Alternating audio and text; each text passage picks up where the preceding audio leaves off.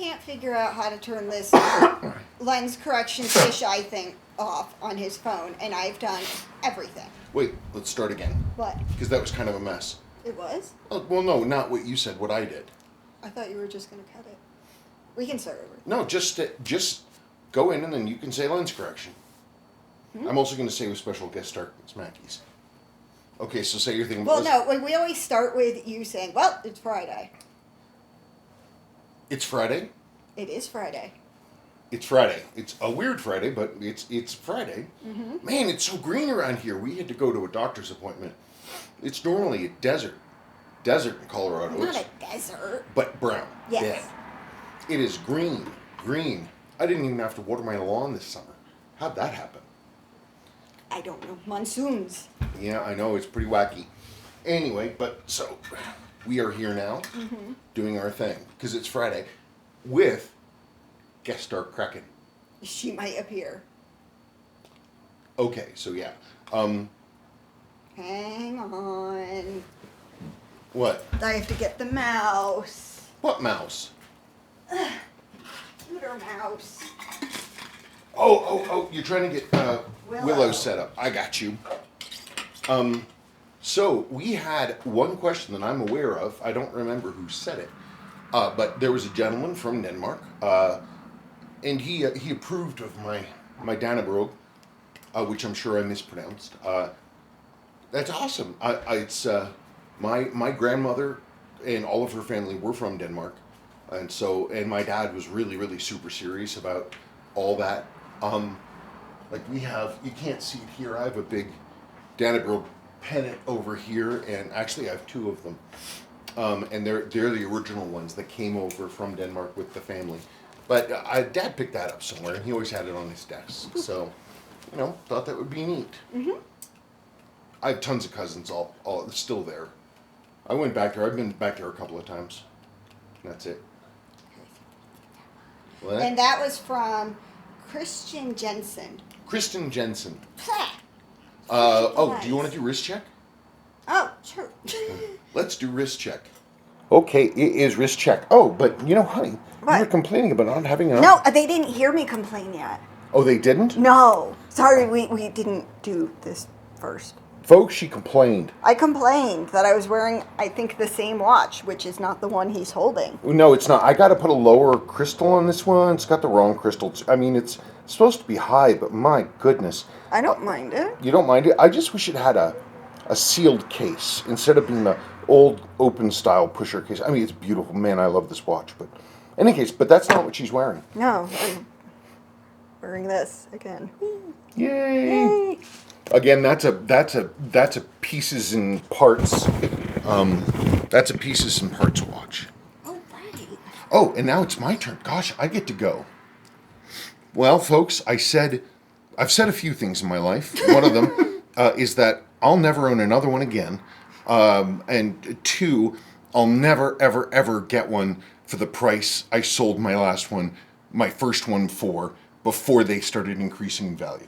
But I found one that was in pieces, that was missing a bunch of stuff, and there it is. I bought this from a very, very good, nice dude, George Lee George. He is in India, but he and I talked and exchanged pictures and worked out stuff, and he found it didn't have a bezel. Movement was pretty water damaged. He did have it serviced there, but it's rough. I would need to go all through it again, but I don't really care. But it has, this is the original crystal. I don't know if you can see it, but there are the stress cracks in the crystal, the old cracks. But the thing is, the original owner, this was a one owner watch. He started getting some lume damage from moisture coming in. And so what he did, or what he had a watchmaker do, is just paint over the complete tops of the markers with a matte clear coat.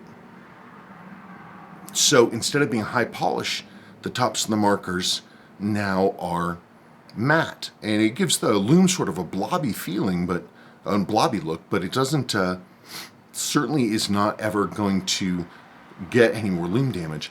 I have no idea what the clear coat is.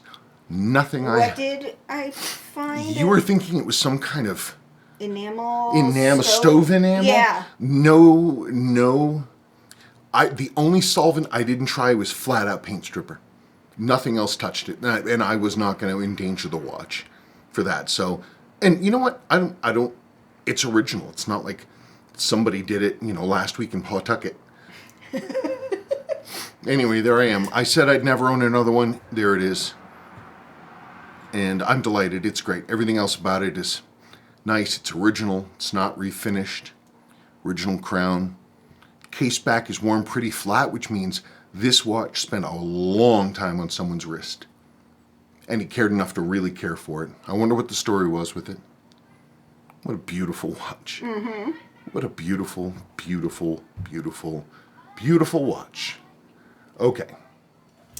I think I wore this watch last week too. So what? Well, no, I mean, I like to get people excited and get them go, ooh, and all interested, and I'm like, oh, right. Whatever. Honey, you are you. Live your life. Okay. So what's happening, hot stuff?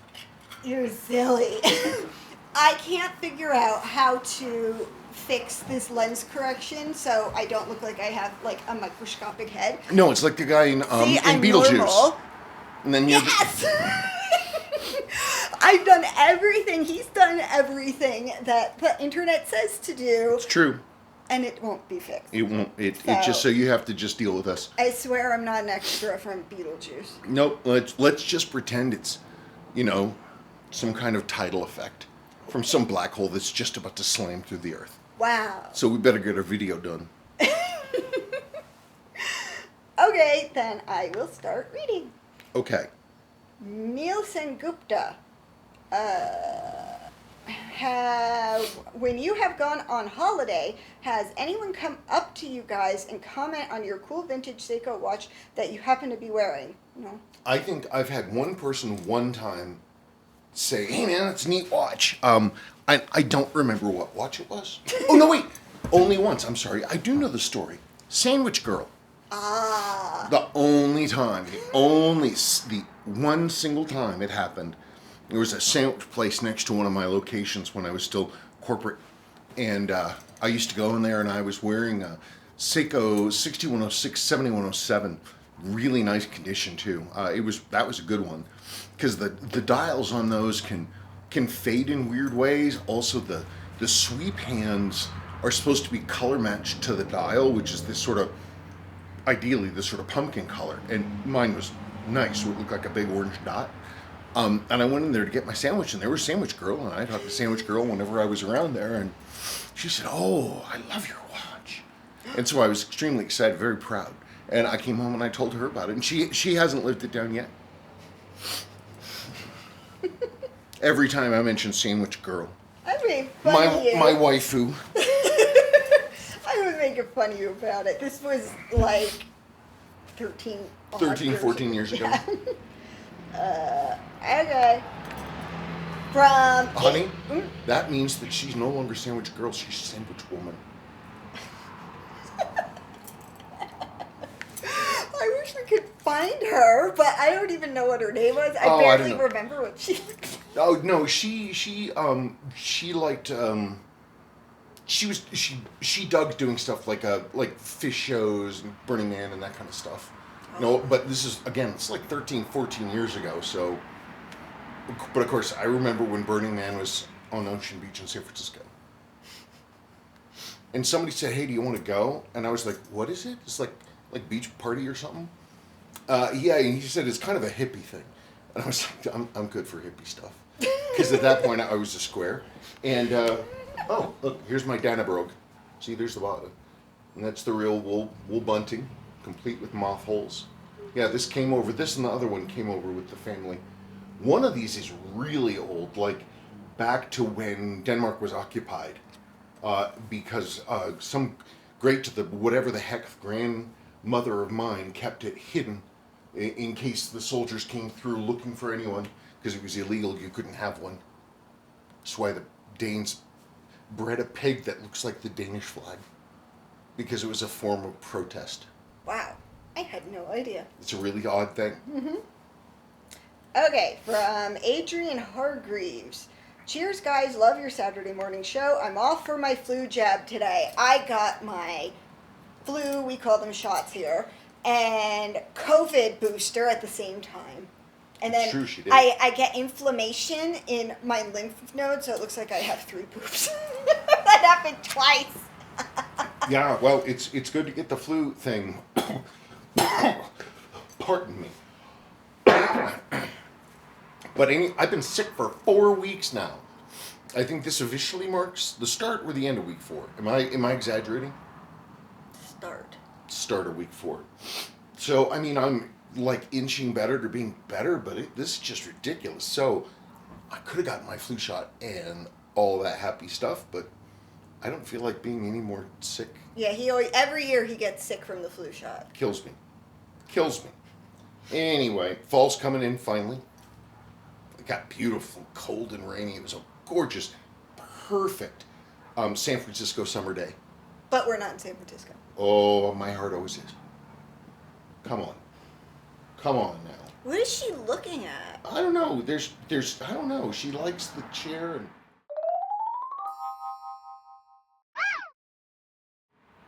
Have you folks noticed that all the new weird colors on cars? Yeah, they're like, you said it's like primer blue. Yeah, it's like this weird, darky primer blue. Wait, didn't we talk about this last week? Well, it's still a mystery. Boy, and I tell you, who is designing the outsides of cars, there was a new Toyota I saw, a new Prius, and it's like someone, it's like a transformer, like a baby transformer. That's what it looked like. It just looked weird. But anyway, a lot of weird colors around. We see that weird rose, that silvery rose. Oh, and there was the coral. Yeah, the coral, like literal coral. Like 1957, Studebaker coral. Oh, 1956 Packard Caribbean coral. Because I totally know what he's talking about. No, they were like a Neapolitan color. It was like the very last gasp of Packard. Packard had been this American icon luxury car before the war, and then through the war, of course, they were making all the Allison, all the Rolls Royce, all that stuff, and making those for the Mustangs and all the other stuff like that. And so they were really great. But then come the end of the war, they just couldn't make that transition. But their last gasp was that, like 1956 Packard Caribbean, which was famously owned by Howard Hughes. And they were nuts. It was bananas. It was supposed to be super high tech, but it was tricolor. I think it might have actually been Neapolitan colors, like, well, not Neapolitan, but like black, coral pink, and and just bone white. Well, I think you should insert a picture of it so people know what you're talking about. He was really dissatisfied with its performance. He didn't like it. He thought that he was getting all kinds of weird flat spots in the power curve, and he had teams of engineers at Hughes work on the car, going through it again and again and again to try to make it right. He never got to the point where he liked it, and that's why it's in perfect condition today. Okay. Moral of the story is, coral is coming back. Yes. Our downstairs bathroom is coral. Yeah, and also, what did we see? I saw this sort of burnt umber, orangey, metallic color. I started seeing that now. Wasn't that on an Audi? Something like that. I've also been seeing olive drab and almost like a khaki camo color. Are we getting like military colors just in time for Ukraine?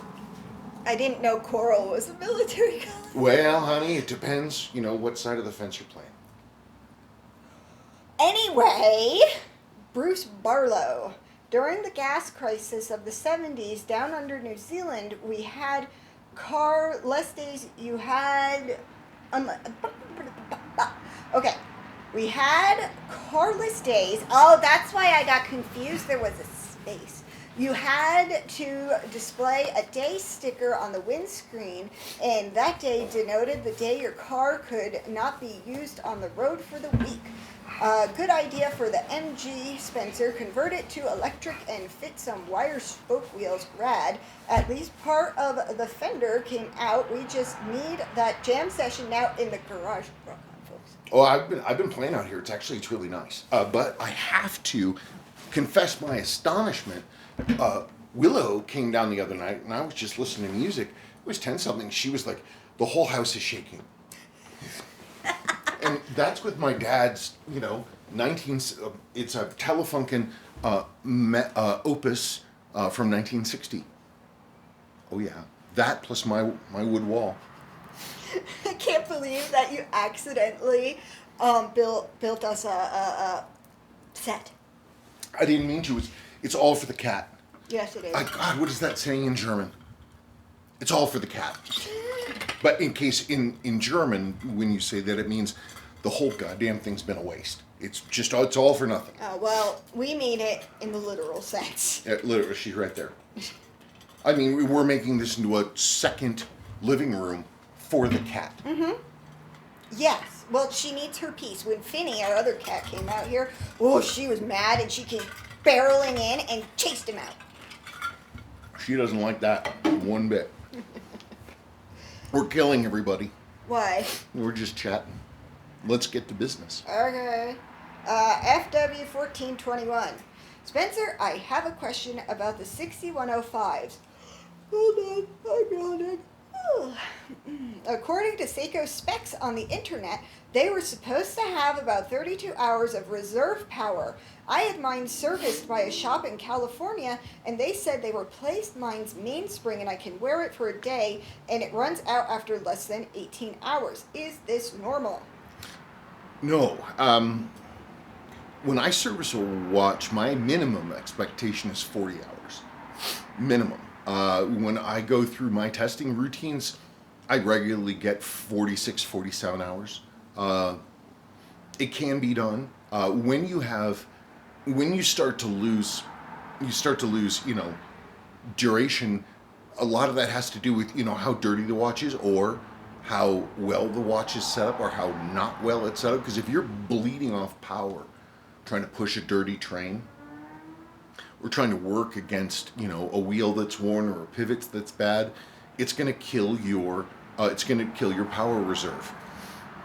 The number one thing, the first step to take, though, I guarantee you that if you put that watch in a time grapher, you would find that it has very low amplitude.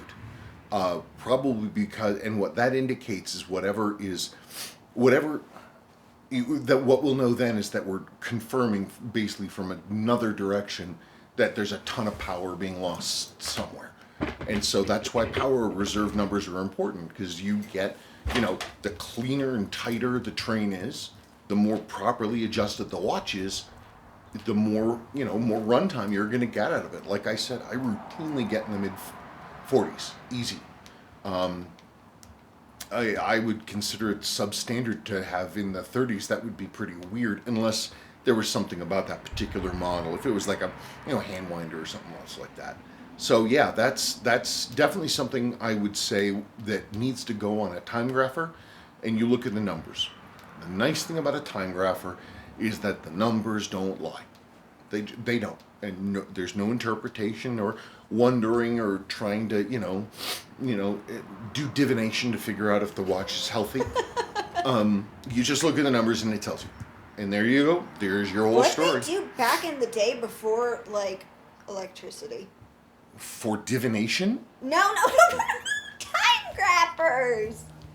I have often wondered that, but remember, England, which is where all this stuff really kicked off, was an extremely maritime-based, government and culture and everything else like that, and especially for commerce.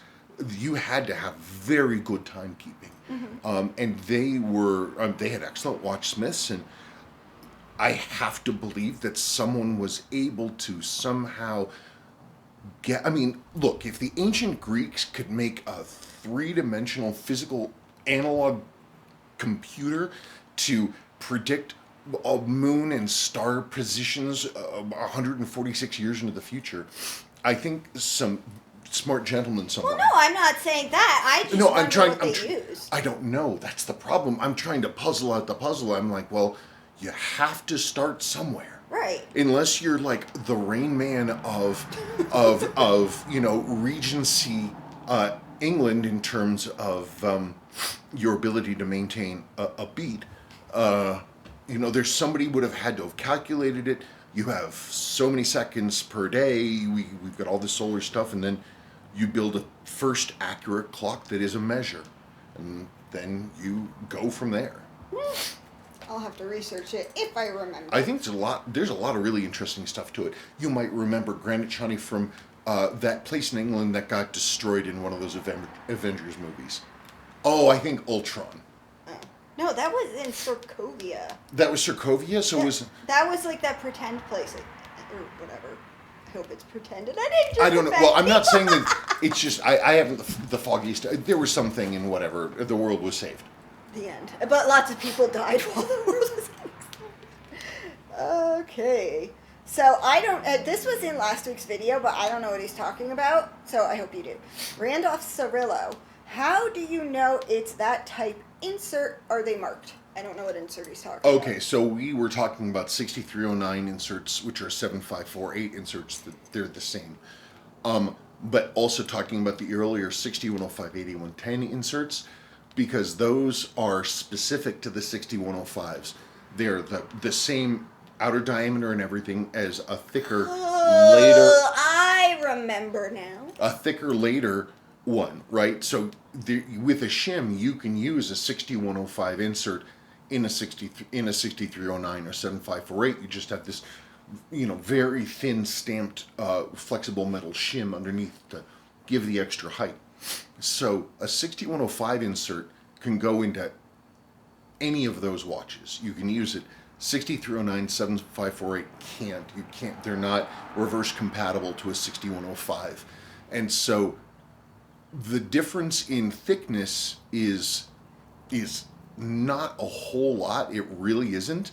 But it's enough to mean that you can't use anything but that 6105 insert. And so seeing those shims, that's a 6105 insert that's been used in other models. And that's the way that it is. I mean, that's, I guess, the long and short of it. Okay.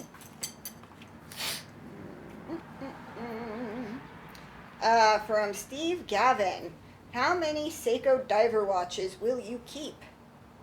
Well, I actually thought that maybe we could do a segment looking at the watches, because I'm busy beating stuff down into a basic group. I think that might be fun. Okay. Okay, so we're gonna...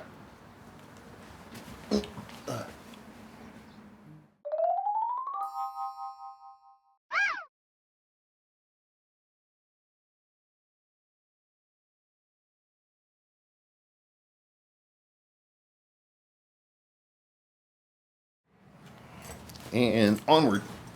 Okay. Major in the Republic. Look good with the cut. I think your haircut. Thank you. I appreciate it. Yeah, I think the look suits me. I had it stuck in my head for a long time that because some of my relatives were fancy people, I was expected to look all businesslike. But I was also in corporate. I don't know. I didn't know what the hell was going on. This is much better look. Mm-hmm. Thank you. So this was on your Instagram about the picture of all the watches on the table that you just posted. Okay. Oh, sorry. Roberto Ross Park. These are all lovely as always. When you say stealth mod, I am assuming that you have souped them under the hood. Yeah, I have. And I can talk about some of that stuff. I mean, granted, we just showed off my watches, but Well, why don't you just explain it to me now? What was the question again? About souped up mods. Oh, like you did things different. Like, what watches do you do that to? Well, pretty much if I have a watch that isn't like stock, like if it's in pieces or it comes to me, in pieces or the movement's like truly jacked, then what I'll often do is like I like turning, like my 7549 7010 tuna came to me in pieces. Like literally, it was never a complete watch. It was like I got the case and then I got the shroud from some other place and something else. I got the rotating ring and something, and some watchmaker's lot had a handset for some reason. But eventually, I got all the stuff and I built myself a complete watch. But because I made it out of nothing or out of parts, I said, well, screw it. I'm not going to make it a quartz. Because the 7548 is based on the 6309 architecture. So they fit the same cases. Their hands are all the same. They use the same stem. They use the same. It uses the winding pinion and all that stuff. It's all the same. Everything in the calendar. So yeah, you just build up a 6309 or 6319 or 6349 movement, and you slap it in there. It can't be like a 6106 or anything else like that. It's got to be for day-date correction. It has to be pull to set. You can't do push to set. It won't work with the screw-down crown. But yeah, so typically that kind of a watch for me, when I build something like that, I want it to look unique to me in the ways that I like the watches to look, but mostly stock. I don't like to deviate too much into like just sheer moddery, but underneath I always like to put in like sort of a super movement, whatever I can. My 7548 7000C JDM, it's this beautiful orange thing, orange with gold. I am rebuilding its movement, and I'm going to completely jewel the train. How do you? Okay, this is something I've always wondered. So on the front of the watch, it says like 17 jewels, whatever, and then you're like, I made it so it's 21, and I'm like, do you have to drill extra holes? How do you add more, or how are there more places to put the jewels? Thanks to the magic of the Sept friction jeweler. It's something that had never been done before. The Sept friction jeweler. Prior to the Sept friction jeweler, in order to put a jewel into a watch, which is basically like a bearing. It's a corundum. It was old school was ruby, not synthetic ruby. But you would have to. It's like master watchman stuff. You had to have the jewel, and you put the jewel in a brass frame, and then you sunk the brass frame into the maybe even the bronze frame. Actually, I think so, into the brass plate. But then you have to countersink it with little screws so to hold everything in place exactly. Mm-hmm. Talk about a pain in the ass. Think about all the parts you have to manufacture for this. The Sept friction system. No, actually, it's a genius thing. You have a preset number of hole sizes in metric. You have a number of reamers and pushers and thingies, and the reamers will open out ports and holes to the correct diameter, and then all of the jewels are made.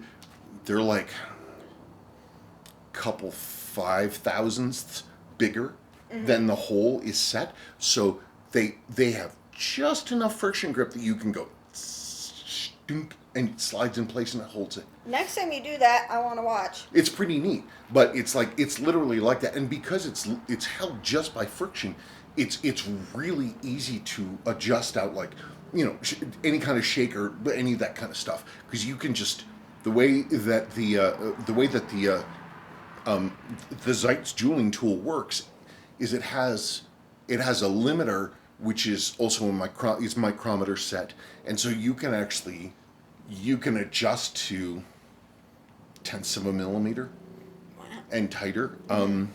The Sept friction jeweling system. Why do you keep saying the whole thing? Because they always do. They want to make a point of it because it's friction jeweling. You're not having to do all this crazy ass watchmaker juju to get. Yeah, I was always wondering, like, do you have special tools that you have on the Dremel that you're drilling holes in? All these jewels are pretty much standard sizes. Mm-hmm. You calculate by the outer diameter, and if the internal profile of the jewel is it cupped, is it olivine, is it straight, and then you have the size of the hole for the pinion. There's only so many sizes, so you can pretty much get anything. Okay. But the great thing about Seiko is they they didn't vary their pinions a whole lot. They still don't. I could take the escape wheel from a brand new 6-arm movement and I could put it into a 7005 made in 1968. It would work perfectly fine. Wow, so for once they were consistent in something? Well, you know, it works. They did the math, and the math was sufficient. They never had to think about that again. So the point being is that all of the, you know, where there aren't jewels in the 7548, there's just metal bushings. I'll be able to push those out, and there will be on some of my junk movements that same jewel from Seiko.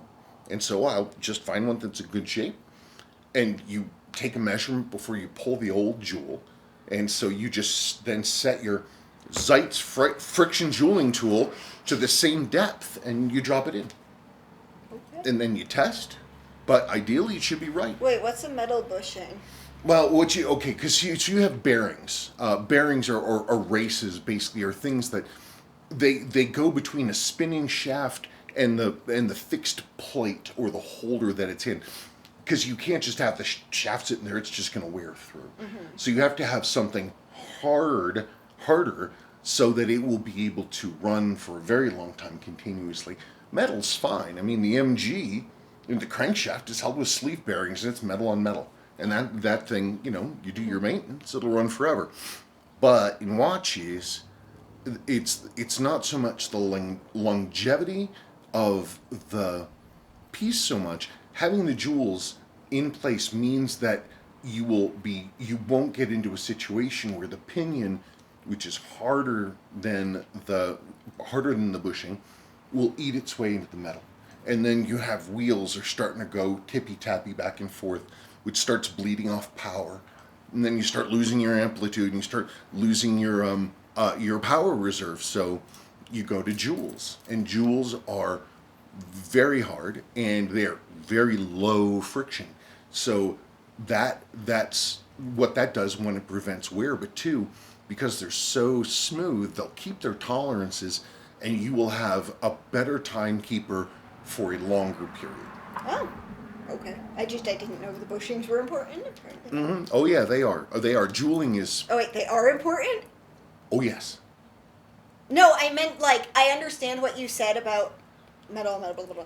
I meant like that you can remove it and put something else in its place. Well, that's the thing with the Zeitz friction jeweling system, is that it's universal. So pretty much all watches these days use that. They created a standardized system. It's used around the world. So my hat's off to, you know, Messrs. You know, Zeitz, and, you know, Mrs. Zeitz, of course, and all the little Zeitzes. I was assuming there must have been some little Zeitzes, all with their own Zeitz friction jeweling system. Oh, that gets handed to them as soon as they get out of the womb? Absolutely. Why not? Okay, let's move on.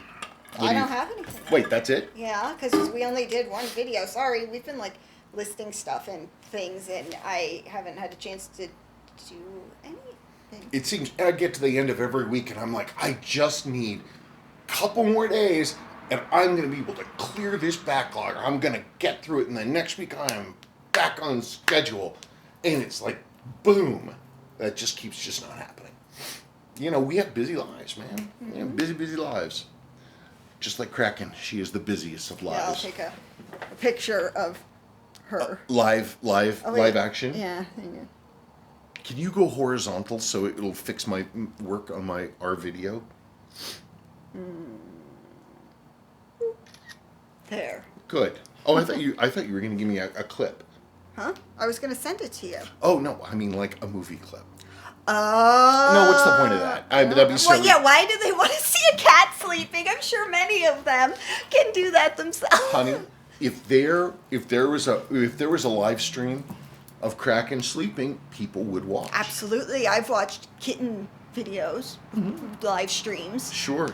You know what, speaking of that though, my favorite watching videos thing, I started getting into watching, when Milo was still with us, I started getting into watching Birds for Cats videos, because Milo would sit on my chest and he would watch my iPad with me.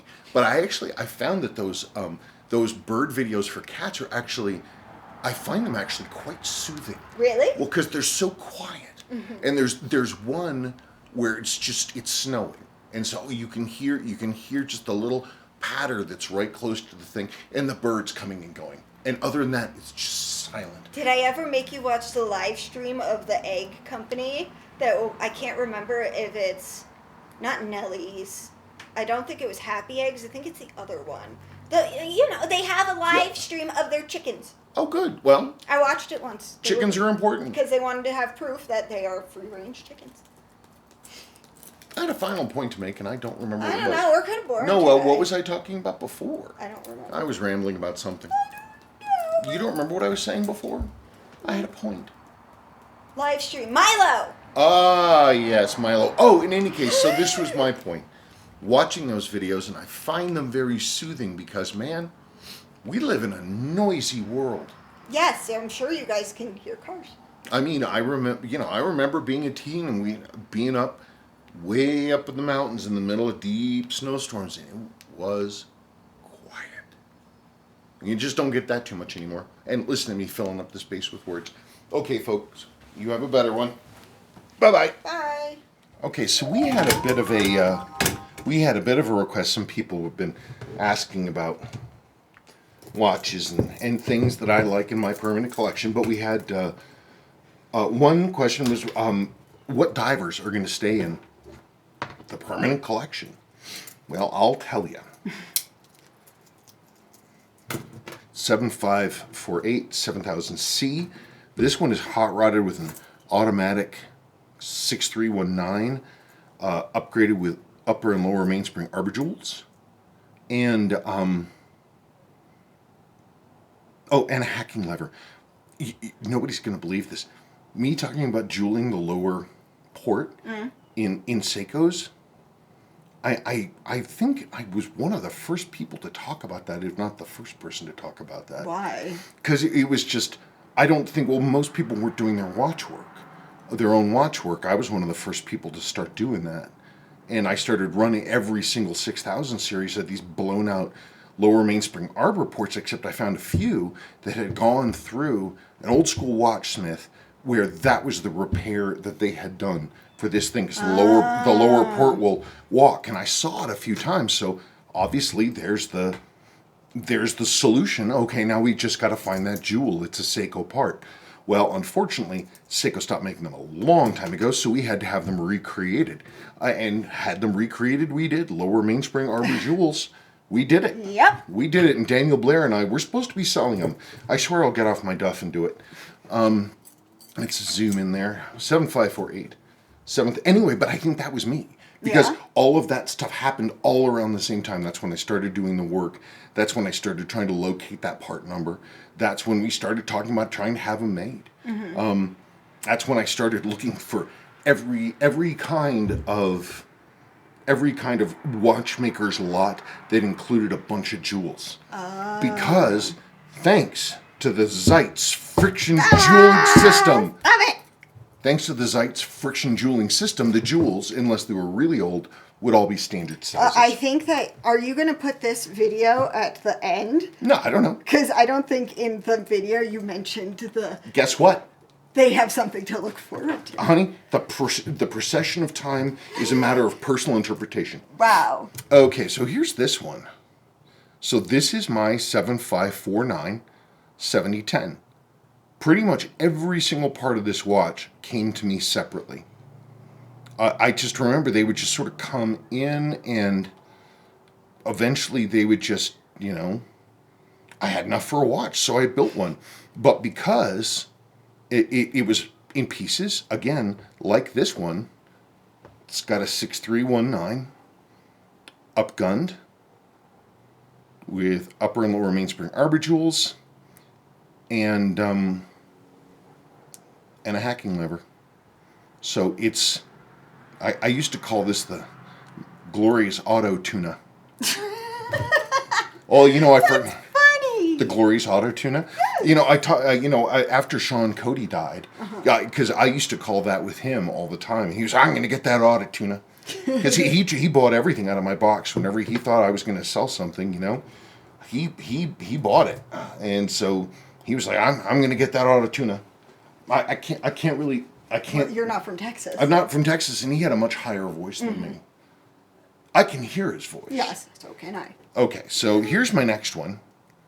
And this, of course, as every school child knows, is the Hong Kong Sua. This watch was on eBay. I forget how in the world I found this listing. It was a weird listing, and I think the photographs were not great. And I bought this. Now, what this is not the original case back. The original case back for this case, I have it. It's brand new. It still has the case back sticker on it. But so that really confused me because it was from 1981 in the move to Hong Kong. That's when Sua moved down there. But see the tan dial lume with the white hand lume? That is, not to toot my own horn, that was another one of my finds. Wow. No, it really was. That this tan dial lume and the white hand lume, I call it the 77 tan dials. And, anybody else can call it what they want to, but I think I'm the first one to have noticed it. And you know what? No one else is going to give me credit for it, so I'll give myself credit for it. Yes. So anyway, that's what I call the 77 tan. So these made in like late 76, all through 1977, and sprinkling in through 78. You see these. And I have a real theory about that, which I'll say in just a second. Any case, the inside of this thing is July 1977. That's the inside of the dial.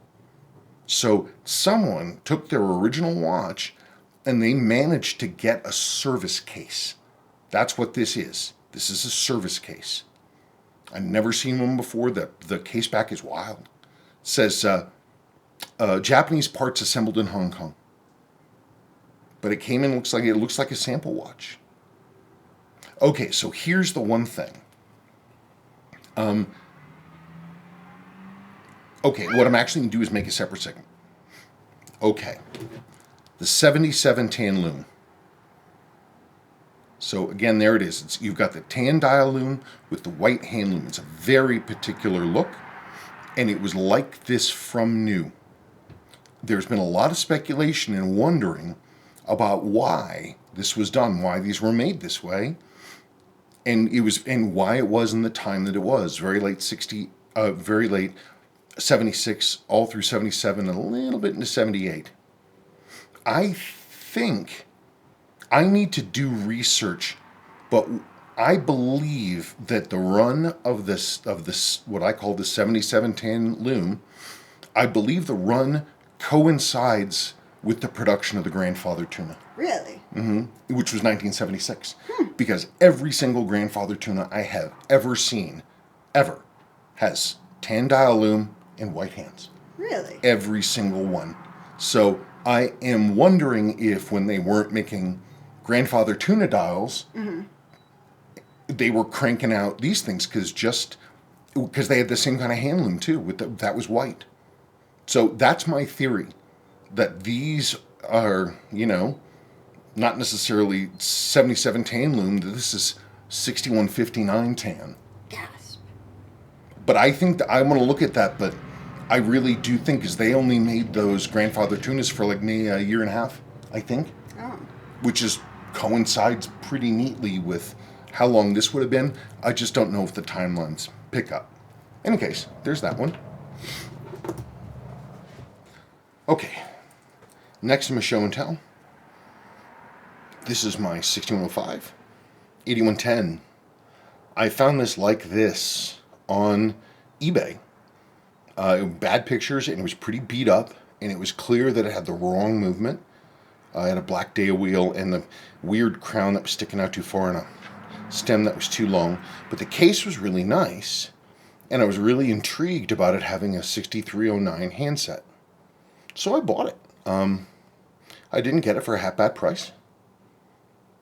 It came in. It was as I expected. The movement was just 6119. Some watchsmith had probably put it together and with whatever movement he could. I'd bet the movement was shot. and that he tried to order replacement handset from Seiko, and they didn't have the original stick hands, so they sent these 6309 hands. And when I saw this in person, when it came in, and I was looking at it closely and how the shapes worked, the alignments on the dial, I was thinking, because both watches, this one and 6309, were designed by the same team.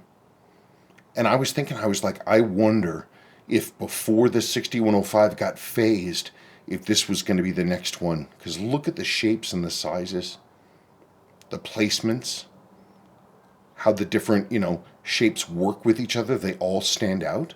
There's no way to confuse one with the other. And it's just, I personally think, my headcanon is that this handset was intended for the 6105 Mark II, which never happened. Okay, so there's that. And then, longest denizen, 7549 7010. Golden tuna. We're talking about the grandfather tuna. One of the reasons I don't have grandfather tuna, one, they're kind of imposing, but I do love the dials. But these are just, the only thing that's different in terms from these and a grandfather tuna, besides the movement being quartz, is that the grandfather tuna shroud has these little helmety extensions down here, and it gives a huge amount of extra visual weight to the watch.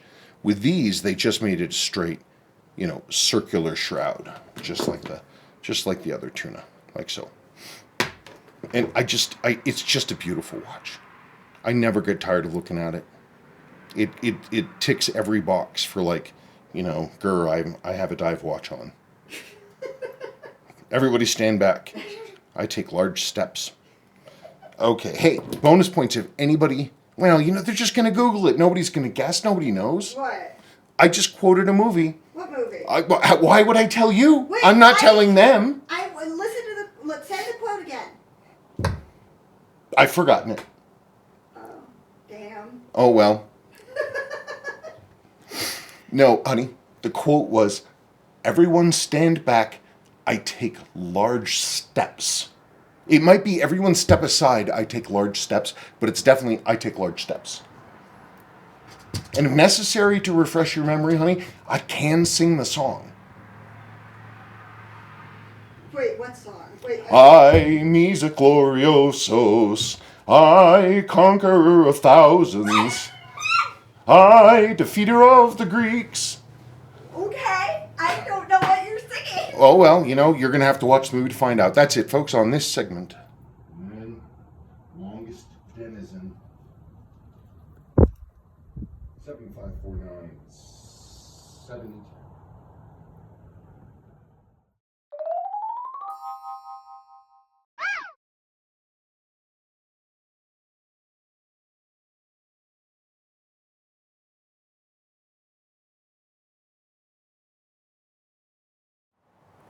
Anyway, so this is ideally pretty much my collection. I don't really think I need a whole lot more than this. I think y'all can tell that I have a type. So do I. I mean, it's pretty crazy. Unless they're an Omega, they've got to have an orange sweep, except for that one. I'm thinking about doing something about that one. I know people like original lume, but this radium lume is it's just falling out of the hands. I hate the way it looks. I don't know. I can't decide. It's a beautiful watch, though. Gosh, darn it. That is pretty. Maybe I have a problem because I never wear my glasses. Anyway, these are, I've owned damn near every Seiko diver ever made. These are the ones that I keep coming back to. And so I think this is where I'll be. I think that's a pretty good collection. I think that's pretty decent. Oh, no, I'm cheating. I'm sorry. My great uncle's Explorer. Forgot that one. That's cheating. It's one more than the top of the box, but it's my great uncle's Explorer. Okay, that's it.